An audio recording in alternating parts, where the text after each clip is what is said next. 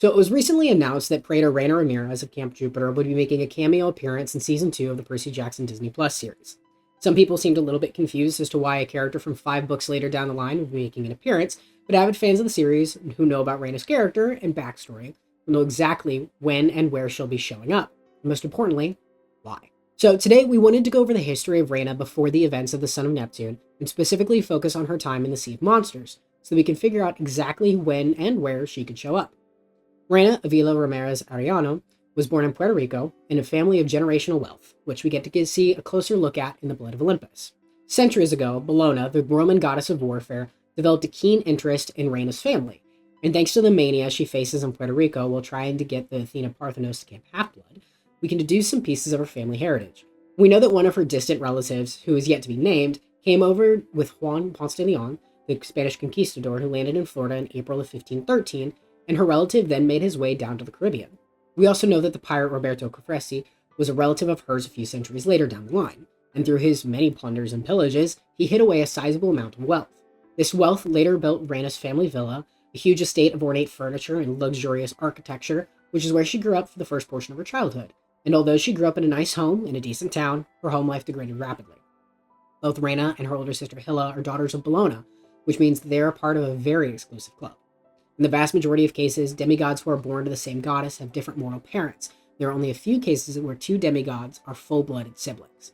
Jason and Talia and the Stoll brothers are probably the two most well-known examples, but this meant that Reyna and Hilla grew up in the same environment. Their father, Julian Ramirez, was a veteran from Iraq, which endeared him to the war goddess, but it also meant that he went through severe trauma during his deployment.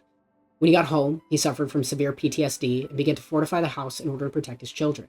He barricaded the home, collected weapons, and became more and more unstable by the day, so Reyna and Hilla bonded over their shared experiences of trying to avoid their father as much as possible.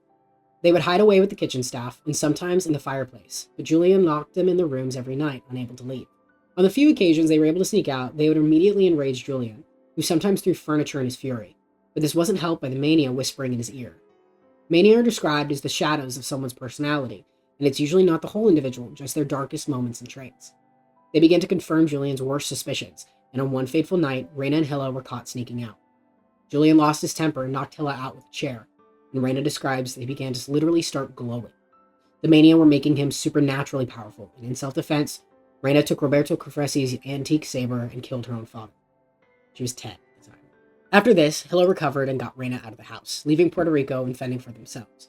This is when they ended up traveling, and eventually they found their way to Circe's island in the Sea of Monsters.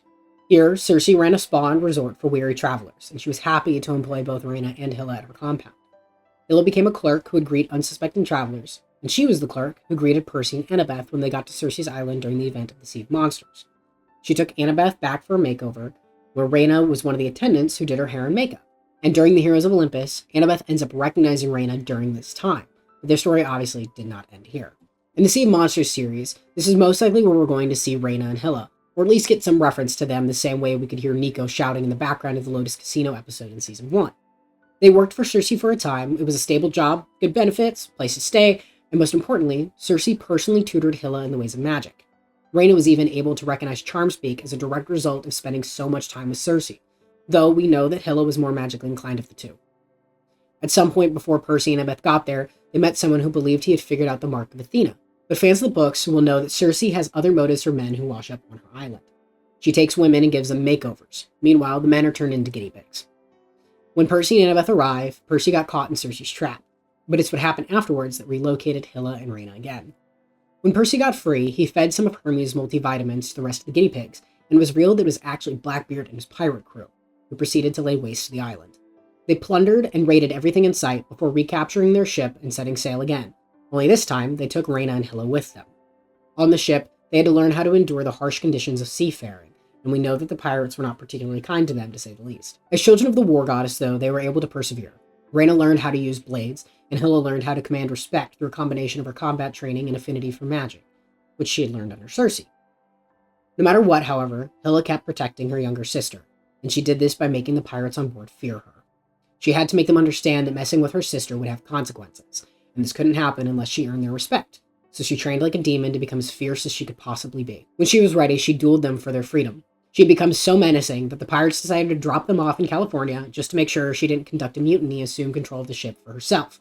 and she and Reyna found themselves in Northern California after parting ways with Blackbeard. After this, we know that they parted ways, but exactly why is never officially confirmed, so we don't know why they went their separate ways. All we know is that from there, Reyna went to the Wolf House, where she was trained by Lupa and prepared to enter Camp Jupiter. Hilo, however, found herself on the doorsteps of the Amazons, where she was recruited into the ranks and trained to be a warrior under their command. Eventually, both of them grew into positions of prestige and power in their respective communities. Reyna showed her worth and eventually became praetor of the Legion in New Rome, while Hilo fought and clawed her way to the top of the Queen of the Amazons. This showed just how much grit and commitment the daughters of Bellona have. They were conditioned from a young age to be warriors and put through Hades and back all across their childhood. Even now, they spend their lives fighting and being looked up to as figures of great respect and reverence. But this entire video is meant to highlight why Reyna's inclusion in the Sea of Monsters makes perfect sense. When she shows up in Season 2 of Percy Jackson, it will be for a purpose, and will not just be some gratuitous cameo for the sake of having a fun cameo.